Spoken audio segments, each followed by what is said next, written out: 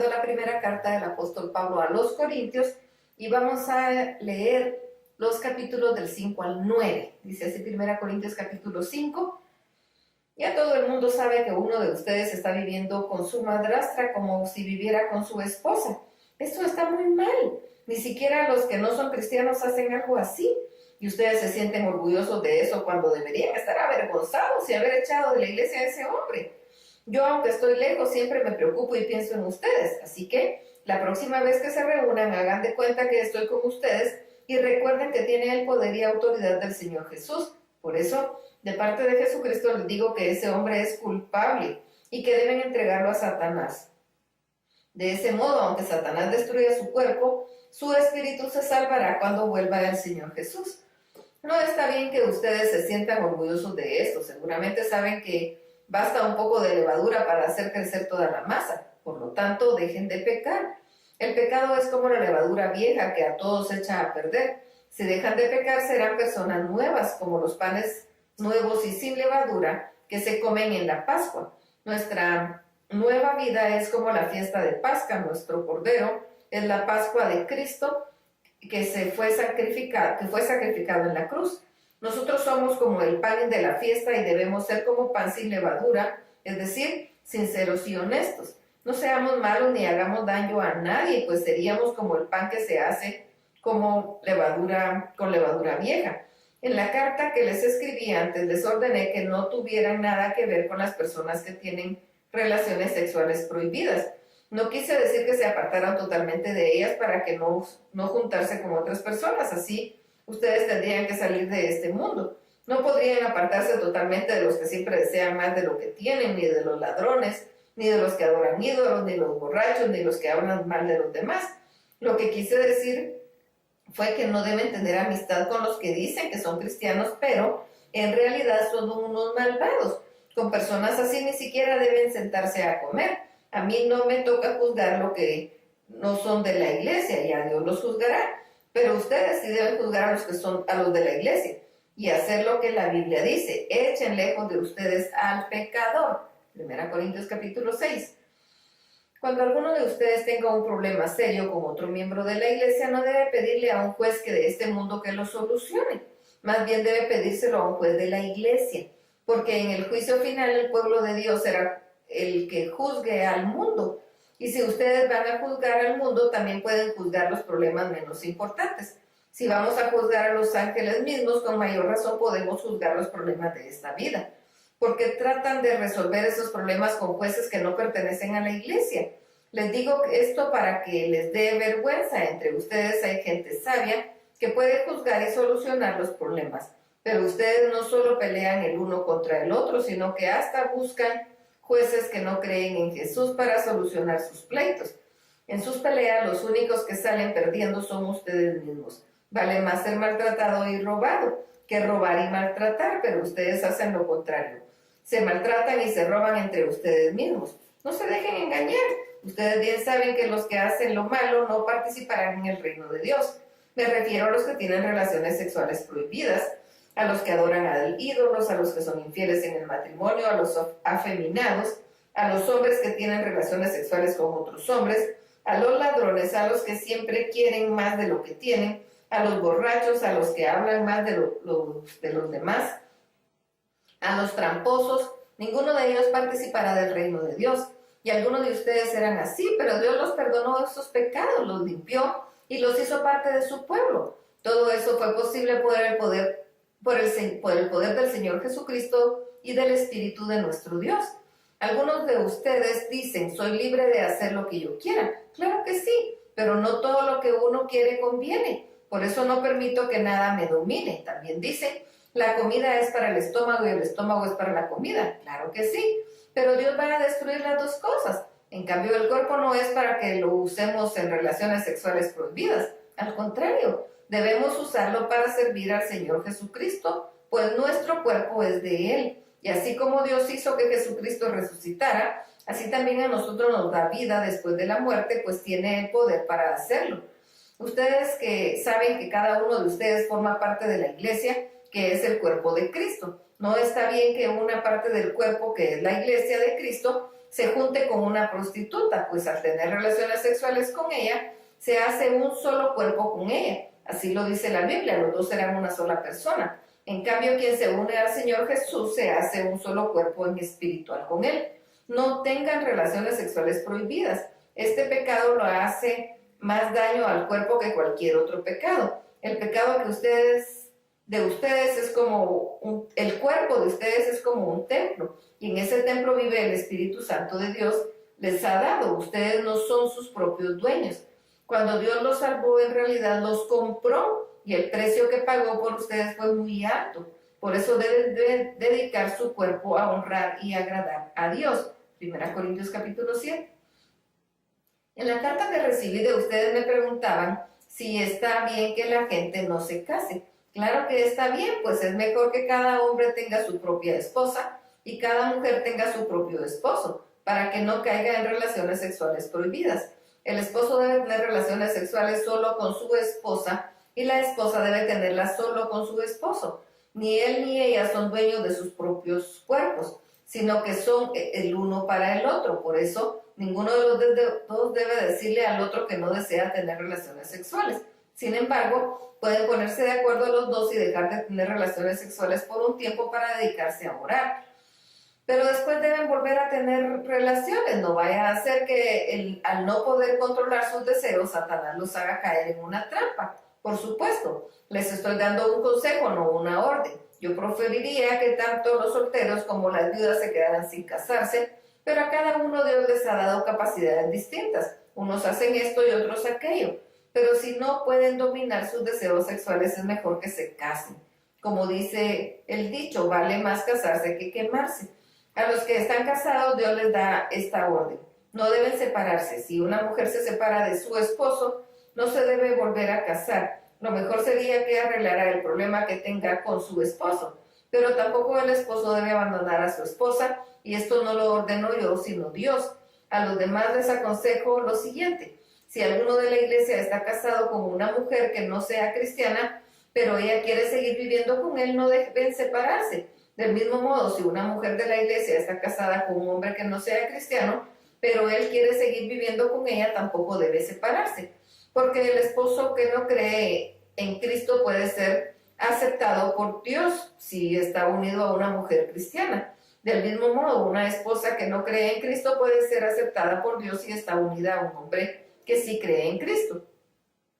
Además, los hijos de ellos serán aceptados por Dios como parte de su pueblo, y Dios no los rechazará como si fueran algo sucio. Pero si el esposo o la esposa no cristianos insisten en separarse, que lo hagan. En tales casos, la esposa o el esposo cristiano no están obligados a mantener ese matrimonio, pues Dios quiere que vivamos en paz. Por otra parte, la esposa o el esposo que son cristianos podrían ayudar a que el esposo o la esposa que no son cristianos se salven. Una cosa quiero dejar bien clara para todas las iglesias. Todos los hombres y todas las mujeres deben permanecer en condición en que estaban cuando Dios los invitó a formar parte de su pueblo. Si alguno de ustedes creyeron que en Cristo después de haberse circuncidado, no traten de ocultar la circuncisión. Si los otros creyeron sin estar circuncidados, no tienen por qué circuncidarse. Lo importante no es que uno se circuncide o no, sino que obedezca lo que Dios manda. Cada uno debe quedarse como estaba cuando creyó en Cristo. Si eras esclavo, no te preocupes, pero si puedes conseguir tu libertad, aprovecha la oportunidad, porque si alguien es esclavo y cree en el Señor Jesús, Él le dará libertad. Del mismo modo, el que es libre se convierte en esclavo del Señor. Cuando Dios nos hizo libres por medio de la muerte de Cristo, pagó un precio muy alto. Por eso no debemos hacernos esclavos de nadie. Ante Dios cada uno debe quedarse como estaba cuando creyó en Cristo. Para las viudas y las solteras no tengo ninguna orden del Señor. Solo les doy mi opinión y pueden confiar en mí gracias al amor con que Dios me ha tratado. Me parece que los que están casados no deben separarse, y si están solteros no deben casarse. Estamos viviendo momentos difíciles, por eso creo que es mejor que cada uno se quede como está. Sin embargo, quien se casa no comete ningún pecado, y si una mujer soltera se casa tampoco peca, pero los casados van a tener problemas y me gustaría evitárselos. Lo que quiero decirles es que ya no hay tiempo que perder. Los que están casados deben vivir como si no lo estuvieran. Los que están tristes como si estuvieran alegres. Los que están alegres como si estuvieran tristes. Los que compran como si no compraran nada. Los que están sacándole provecho a este mundo como si no se lo sacaran, porque este mundo que conocemos pronto dejará de existir. Yo quisiera no verlos preocupados. Los solteros se preocupan de las cosas de Dios y de cómo agradarle. También las viudas y las solteras se preocupan de cómo agradar a Dios en todo lo que hacen y piensan. En cambio, los casados se preocupan por las cosas de este mundo y por agradar a su propia esposa. Del mismo modo, las casadas se preocupan por las cosas de este mundo y por agradar a su propio esposo. Por eso no tienen que pensar en distintas cosas a la vez. No les digo todo esto para complicarles la vida, sino para ayudarlos a vivir correctamente y para que amen a Dios por encima de todo. Sin embargo, si un hombre está comprometido con su novia y piensa que lo mejor es casarse con ella porque ya tiene edad para hacerlo, que se casen, pues no están pecando. Pero si alguno no se siente obligado a casarse y puede controlar sus deseos, hará bien en no casarse. Así que, quien se casa hace bien y quien no se casa hace mejor. La casada está unida a su esposo mientras el esposo vive, pero si el esposo muere, ella queda libre de casarse con cualquier hombre, con tal que sea cristiano. Sin embargo, creo que sería más feliz si no volviera a casarse.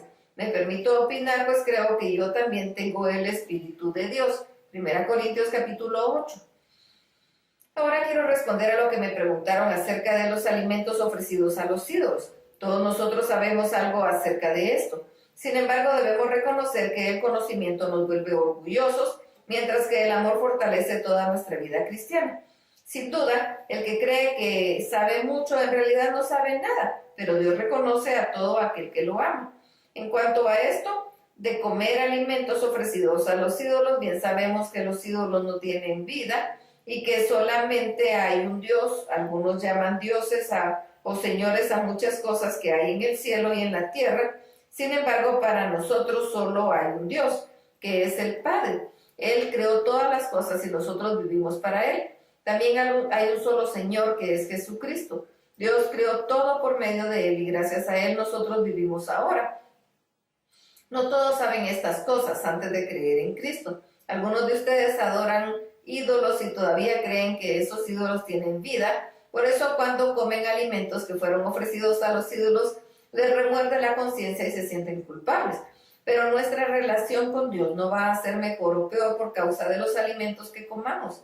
Sin embargo, aunque tengamos derecho de comer de todo, debemos tener cuidado de no causarles problemas a los miembros de la iglesia que todavía no están debidamente instruidos.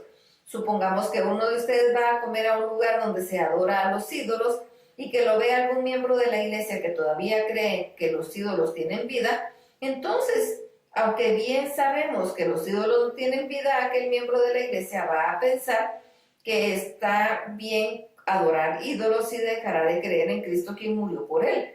Cuando hacemos daño a los miembros de la iglesia que no saben distinguir entre lo bueno y lo malo, también le hacemos daño a Cristo. Por eso yo jamás voy a comer algo si por comerlo hago que un miembro de la iglesia peque. 1 Corintios capítulo 9. Yo soy libre, soy apóstol. He visto al Señor Jesús y gracias a mi trabajo ahora ustedes son de Cristo. Aunque otros piensen que no soy apóstol, para ustedes sí lo soy. Aunque ustedes son cristianos y por eso demuestra que realmente soy un apóstol. A lo que discuten conmigo, yo les respondo que Bernabé y yo también tenemos derecho a recibir comida y bebida por el trabajo que hacemos. También tenemos derecho a que nuestra esposa nos acompañe en nuestros viajes, así como lo hacen Pedro y los otros apóstoles y los hermanos de Jesucristo. ¿Acaso Bernabé y yo somos los únicos que estamos obligados a trabajar para vivir? En el ejército ningún soldado paga sus gastos. Los que cultivan uvas comen de las uvas que recogen y los que cuidan cabras toman de la leche que ordeñan. Esto no es una opinión mía, sino que así lo enseña la Biblia. Porque en los libros que escribió Moisés leemos: no impidan que el buey coma mientras desgrana el trigo. Y si la Biblia dice eso, es porque Dios no es porque Dios se preocupe de los bueyes, sino porque se preocupa por nosotros, tanto los que preparan el terreno como los que desgranan el trigo lo hacen con la esperanza de recibir parte de la cosecha.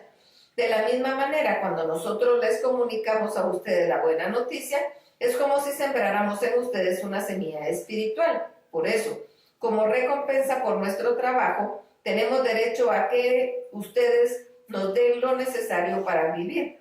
Si otros tienen ese derecho, con más razón lo tenemos nosotros.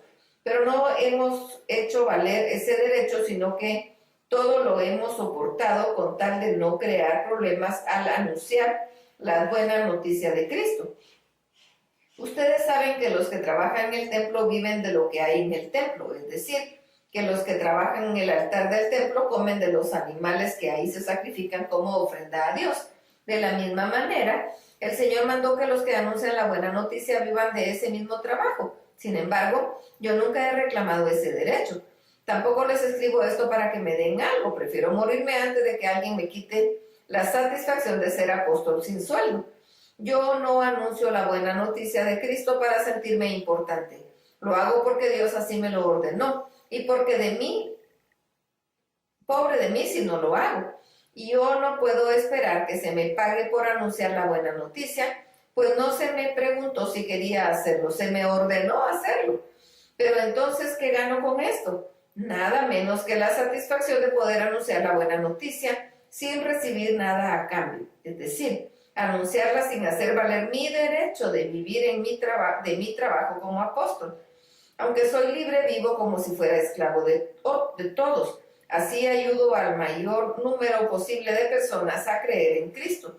Cuando estoy con los judíos, vivo como judío para ayudarlos a creer en Cristo. Por eso cumplo con la ley de Moisés, aunque en realidad no estoy obligado a hacerlo. Y cuando estoy con los que no obedecen a la ley de Moisés, vivo como uno de ellos para ayudarlos a creer en Cristo. Eso no significa que yo no obedezca la ley de Dios. Al contrario, la obedezco, pues si sigo la ley de Cristo.